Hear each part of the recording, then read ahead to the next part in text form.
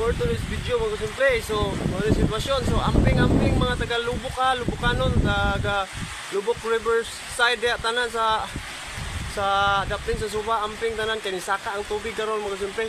Ano sitwasyon nato karon dire? So, ipakita niyo mga simple oh. Lapas na.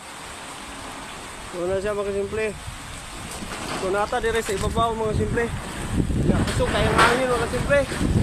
So, mura da nagsaka na kinong tubig. So amping tanan mga simple. So bakwit no mga simple diha sa Lubok sa dapit sa Suba.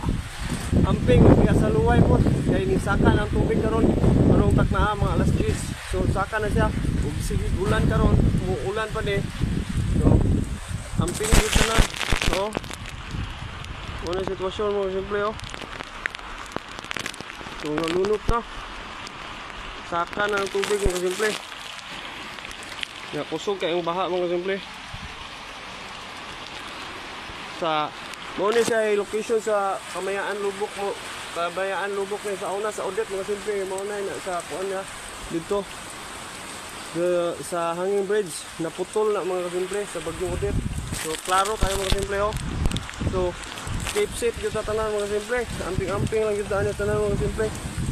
Atong ampingan dito atong kagalingon. Bahala na ng mga kuan niya. Basta safety lang dito ang atong ginabuhi mga simple. Mauna na mga simple.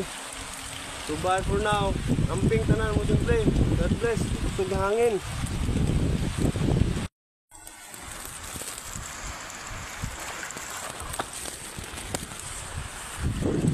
Amping tanan mga simple. Mauna na mga simple. Tubig.